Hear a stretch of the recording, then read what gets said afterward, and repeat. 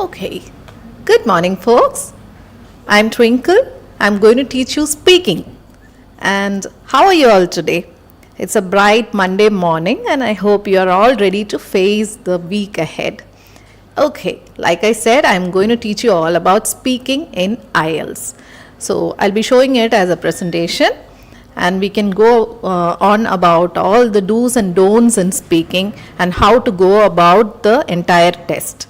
And from next week onwards, we can look at some of the questions. Alright, so speaking in Ielts. Let's see what it is all about. Right, let me tell you all about the basics in speaking.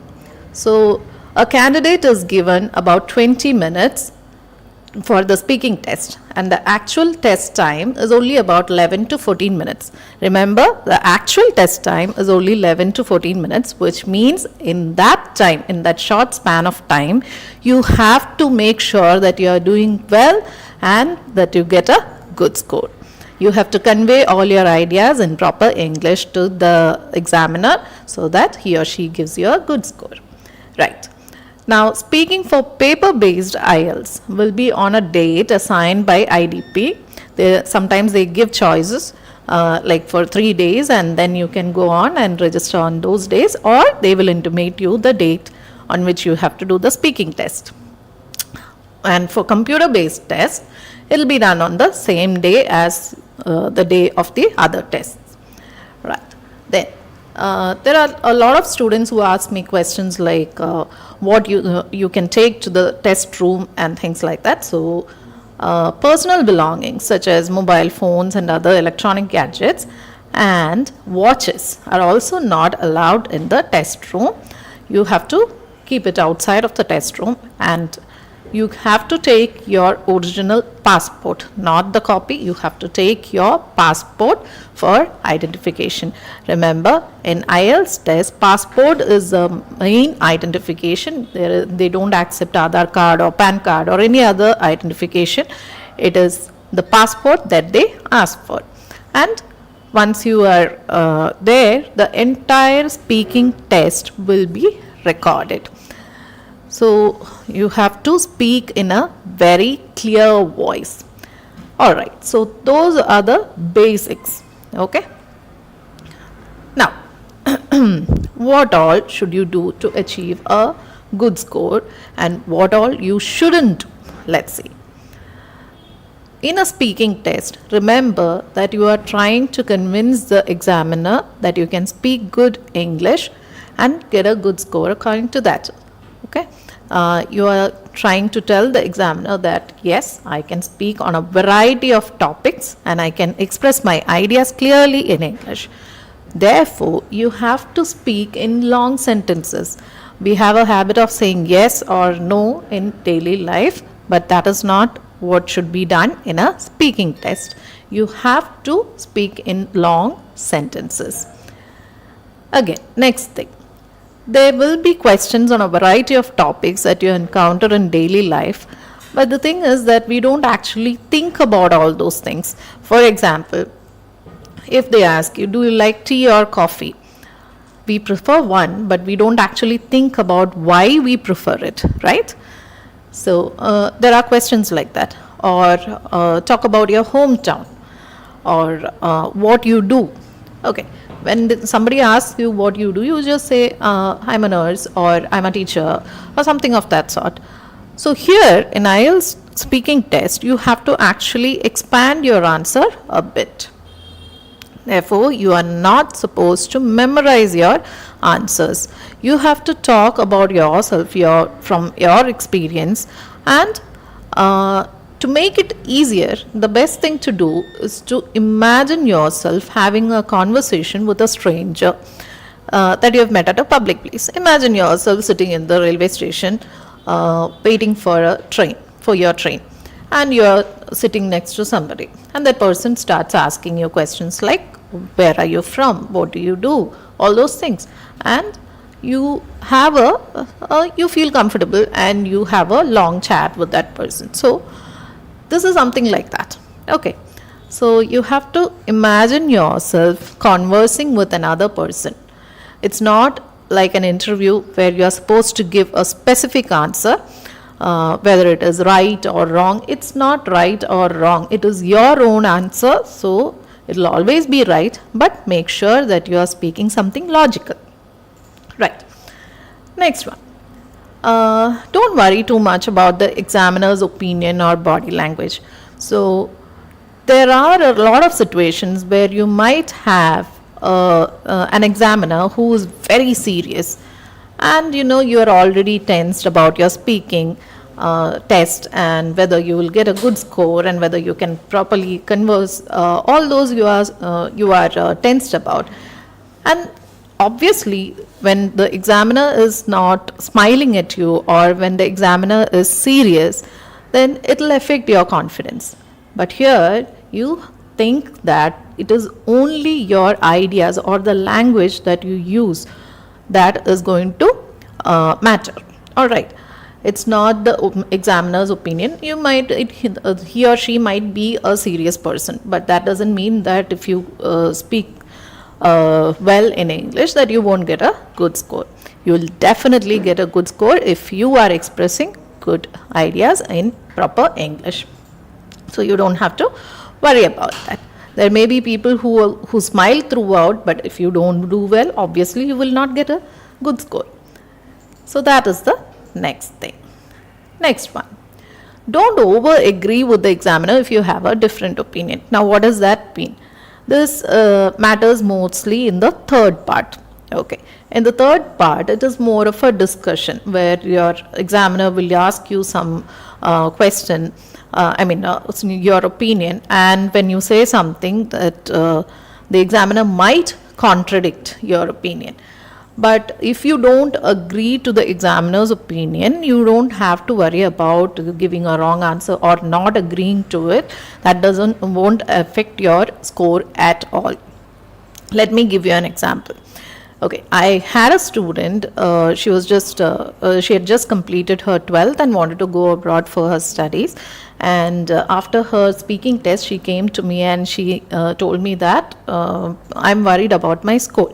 So I asked her the reason, and she said that in the third part or the second part, she got the question, talk about a thing that you can't live without. And she chose mobile phone. She spoke about mobile phone. And in the third part, follow-up questions. Obviously, the questions would be about communication, mobile phones and such. And there was a question that the examiner asked whether it is good to give mobile phones to children. Obviously, the first thing that comes to our mind is no. So she also did the same thing. She also said that no, I don't think it's a good idea to give mobile phones to children or make it accessible to children. And the examiner was like, why not? Why not? Today we live in a dangerous world, and it would be helpful if the children can call someone if they are in trouble. So this girl, she didn't know what to do. She was like worried whether to agree to that or to disagree to that. She was worried about disagreeing to that. Okay. So, and she just became numb. So my answer to that was that, you could have just said that, well, it is a good point what you are saying, but then if we make smartphones available to children, there are chances that they may deviate, they may lose concentration in their studies, or they may go in the wrong direction, or they may spend time on the mobile phone playing. There are so many things that can go wrong. So if at all a parent thinks that a child requires a mobile phone, then he or she can be provided with a basic phone with no internet access, just call or message facility. And also the child has to be made aware of the dangers of using a mobile phone and things like that, right?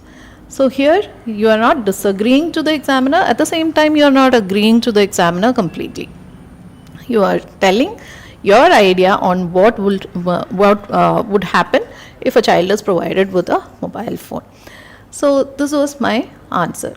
Again, coming back to this point, don't over agree with the examiner if you have a different opinion. You can tell your opinion. You have to be just be polite and tell your opinion. Next thing, very important, because I've heard a lot of students asking this to their trainers, whether we need to change our accent. Absolutely not. See, accent differs from country to country or region to region. The way we speak English, the way Malayali speak English is not the way Tamilians speak English. If you go to the north, you would have people speaking in a different accent. I mean, the general public, I'm not talking about those who can converse well in English, but the general public, you can actually make out that you are a Malayali or a Tamilian by the way they speak English. So, accent is not what matters here. Accent, or you don't need to use slang words, those are not permitted. What matters is pronunciation. Okay, so let me give you an example. We Malayalis, I'm telling this because I believe that most of the people who are watching this live session are Malayalis. So Malayalis have a habit of saying O with a wider mouth. Example, gold, G-O-L-D, gold. When we hear that, when a person says that, usually those who do not use English correctly, they say gold, with a wide mouth, which is the wrong pronunciation. Or another word, W-E-A-R, where. W-E-A-R is not wear, it is wear. I'm wearing my favorite clothes today. Okay, wearing, not wearing. I can think of a lot of words, another word, example, heart, H-E-A-R-T. I've heard a lot of people say hurt.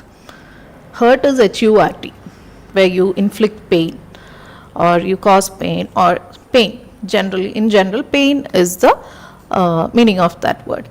H-E-A-R-T is not hurt, it is heart. Okay, so here what you have to understand is the pronunciation should be right. You should not use slang words, you should not use the colloquial words which we use. So that shouldn't be there. Another thing, how to behave when you are in the test. There are people who look away when thinking about an answer. When a question is asked, there are people who look at the sky or look away at the different part of in the different direction to think of an answer. Don't do that. That means you are not prepared. So just look at the examiner. You're having a conversation, remember that. You are having a conversation with that person. So just look at the examiner and speak to that person. You are laying out your ideas. You are not giving specific right answers, like we did in our school days. There are no right answers here. There are only your opinions. Next one. Make sure that you are using the correct tone. Don't talk in a flat tone. Okay, flat tone means you are not showing any emotions. When you memorize answers, you talk in a flat tone. You shouldn't be doing that. When you are excited, you have to show that your voice actually goes a bit high. When you are talking about something which you don't like, your voice would go low. So that is how you should be speaking in an Ielts test. Don't get too excited, but in general, how would you speak when you are talking about something funny or happy? So that is how you have to speak. So use the correct intonation. Also, when you are stopping a sentence, your voice should actually get low. Okay, I have this student. When I ask her name, what's your name? She says, my name is Grishma. Okay, my name is Grishma. I am a nurse. So when you hear that, the examiner or the person hearing this would actually expect the person to continue that. Okay, my name is Grishma, and she stops there, and I wait for her to say the next sentence. So it becomes awkward in a conversation, and she knows that she has stopped, but the examiner has no idea. So how should you say it, or how should you say your name there? my name is Grishma, right? You see that the voice would go low. So that's the correct tone to use. And if you're not sure of something, okay, you don't have to, assume that this is what is asked and then give an answer. So that brings us to the next point. If you have not heard the question correctly, or if you have not understood it correctly, then all you have to do is, as in a normal conversation, ask the person to repeat, your examiner to repeat the question. And remember, it should not be done like, pardon. That's not the way to say it. You have to say that, I'm sorry, I didn't catch that question. Could you please repeat it? Or if you absolutely didn't understand what the question is about, you can ask the examiner. That is a form of communication. Okay. Please don't assume that this is what is asked and then give your own answer. It might end up being wrong. Next, there are people who ask me whether I should speak slowly so that you cover a lot of time. No, that is not allowed. Remember, your examiners are experienced and they know when you are trying to fake it. So you have to talk at a normal pace. Don't talk too slow, don't talk too fast. So you have to remember to talk at a normal pace. Now, what to do to improve your speaking? This is a regular question. Okay. Now, the main thing to do is to speak. You have to practice regularly. It's not enough that you speak for 20 minutes or 30 minutes a day to improve your speaking. No. You have to incorporate English speaking in whatever you do. When you're speaking to your mother, when you're speaking to your friend, try and speak in English. What's wrong in that? Okay.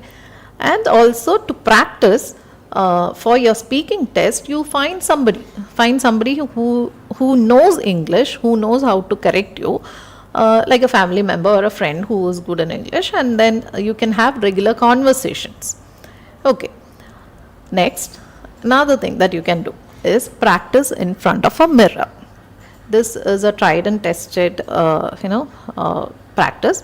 You just go and stand in front of the mirror, ask yourself 1 or 2 questions, and you say the answer thinking that the person in the mirror is somebody else. You speak to yourself, right? Many of us have the habit of speaking to ourselves in our own mother tongue. Do that in English.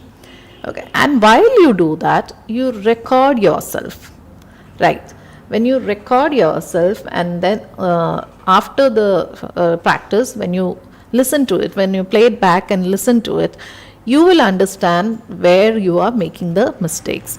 Maybe not the grammar part or anything, but at least if you are talking at a normal pace, if you are talking slowly, if you are pausing a lot, if you are using this sound a lot, all those you will understand when you listen to yourself. When we do the speaking, we don't actually realize what we are doing wrong.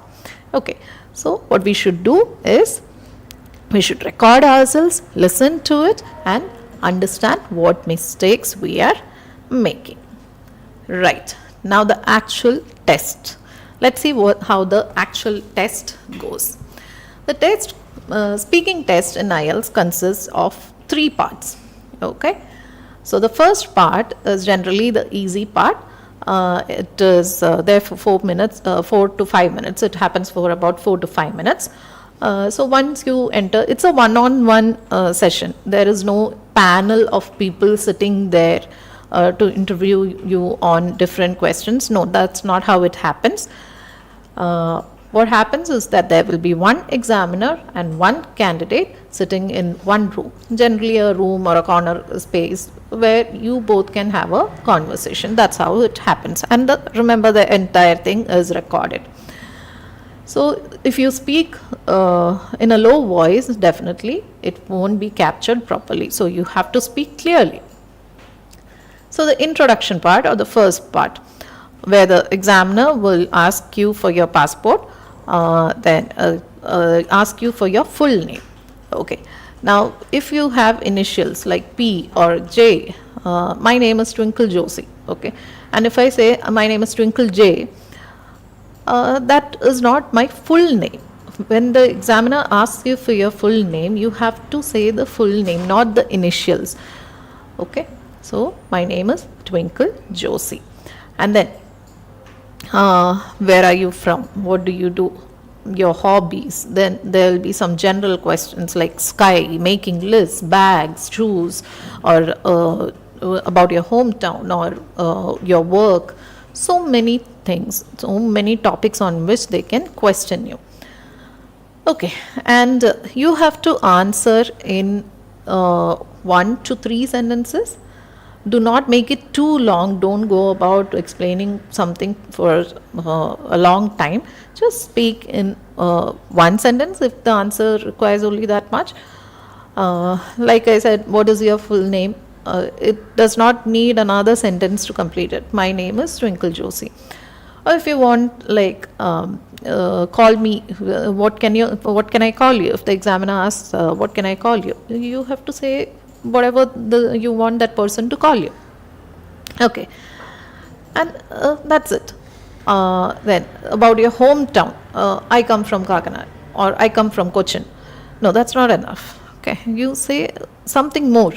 I live in a metropolitan city, and I live in a suburban area called Kakinad. Right. So you have to speak at least 2 sentences. You have to say at least 2 sentences.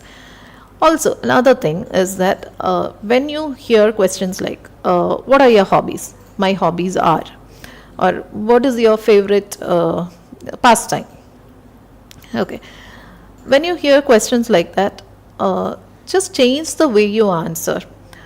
If you are asked, what are your hobbies? Don't say my hobbies are. Instead, you say, well, I prefer to spend my free time doing this, okay, reading books or listening to music. So put it across to your examiner in a different way, in different sort of way, not the way do not do parroting. There is something called parrot talking, where you know how parrots speak, right? We say something and they repeat it. So do not do that. That won't give the examiner the idea that you know to put across your ideas in different sentences. So you should not do that. Right. Do you do this? Do you like to read? Yes, I like to read. So there is no difference there. Okay. Well, I love to read. I love reading novels, fiction, any type of books that I can lay my hands on. So that is a different answer. Okay. Let's move on to the next part, cue card. Here, the candidate is given a card on which a topic is written, and then there are, I've written here 4 sub-questions, but it can be 3 or 4. Okay, so it's just like an outline where you can use it to develop a story. All right, so the candidate is given a cue card with a topic and 3 or 4 sub-questions. Then also a pencil and paper is provided to note down the points, and you are not supposed to write anything on the cue card. You are given about 1 minute to prepare. You are given correctly 1 minute, exactly 1 minute to prepare, and after that you have to speak for around 2 minutes. Do not make it just 1 minute and 10 seconds. No, speak for around 2 minutes. Okay, and use your imagination. Here the main problem with the students is that they will just go by the questions. They'll just try to answer the 3 or 4 questions that are given on the cue card, and that will not help you develop a whole story. So what you should do is, in cue card section, you have to start with an introduction. Don't say, there are 1 or 2 points which I want to tell you. That is, don't say I am going to talk about. There's nothing wrong with that, but then it sounds very mundane, very normal, very boring. Okay, so one is that. The next thing is that I've had 1 or 2 students who, when I ask them to answer a cue card, they've started with thank you for giving me this opportunity. See, you're having a conversation with another person. There is no need to thank. This is a test. It's not a speech, where you are welcomed by other people to give a speech in front of the whole whole auditorium. That is not how it is done. So there is no opportunity or anything. It is part of the test. So you should not say anything like that. Thank you for giving me this opportunity. I know there are centers where they teach something like this, but it's actually wrong. Okay, you should not say anything of that sort. How should you start? So think about this cue card. You are given a cue card, like talk about a movie which impressed you. Okay, let's go by that. That's the easiest topic. Talk about a movie which impressed you. Don't just start by saying the movie name is called dash dash dash and then continue with that. You say that I am a movie buff and I love all kinds of movies, but my favorite genre is whichever, action or family drama, whichever. And my favorite movie belongs to this type. And what type it is? You say the movie name. Then you say who all are the characters. If you know the director, you can add details like that. And then give a short description of what is happening in the movie. Then let's elaborate that question a bit. Talk about a movie which impressed you a lot. Okay. Now you have to give reasons why that movie impressed you.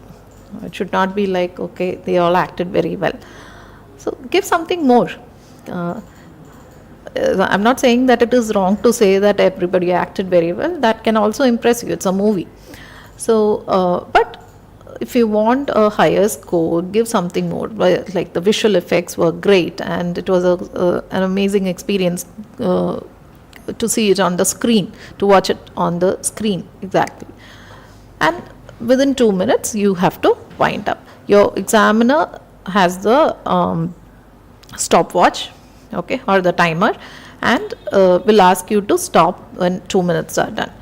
So try to answer all these questions, these 3 or 4 questions within that 2 minutes. Okay.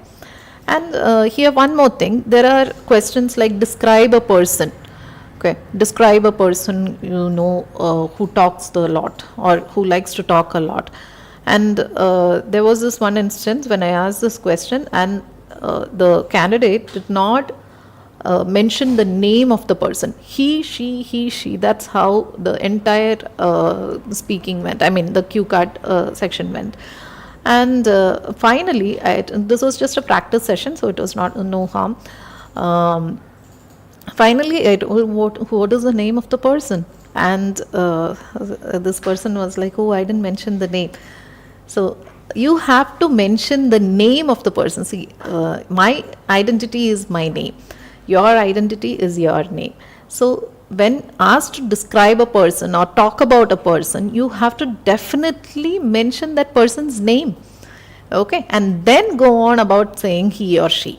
Also, there is one mistake which we see commonly, that is, the change of gender. When it is a man, sometimes in your tension or in the candidate, when the candidate is tensed, they happen to say she. If they are talking about a man, this pronoun should be right. He should be he, she. For a woman, it should be she. Okay, there should not be a mistake in this. It's a major mistake. There should not be a mistake in this. So that's how it goes. Then after the cue card, follow-up questions. In the third part, you will be asked questions based on the topic in the second part, whatever which you just finished. That is, let's take this example of a film that impressed you a lot. Then the third part questions would be general, abstract questions like, do all the people in your country like watching movies or love watching movies, or about theatre experiences of the past and the present. Do people go out to watch movies more now than in the past? Comparison between the past and present. So here you have to talk from your knowledge. We know that people go out a lot now after COVID. During COVID it was not an option, but after COVID we do go enjoy watching movies in theaters, so that can be mentioned. And it's a major thing, right? in all our lives, the movies play a major part in relaxing us. So here you have to talk from your general knowledge or common knowledge of things. Okay, so that is what should happen in the third part. And it's more of a discussion, like I mentioned in the beginning of this session. There may be, variation in opinions. Like your examiner will have a different opinion when asked about something. When you state something, your examiner will have a different opinion and may ask you, why not this way, why not that way. So it is up to you to clarify why you think the way you think. It is your opinion. You need not change it for anybody unless you are proven wrong. Then here your answers should be in 3 to 4 sentences. Okay, at least 4 sentences. Your answers should be elaborate. That's how it should be done in the third part. Right. So these are the main things which you have to remember when it comes to speaking. Okay. And next week we'll see how to go about answering some of the questions in regarding certain topics. All right. So that's the end of your speaking live session today. Have a great week ahead.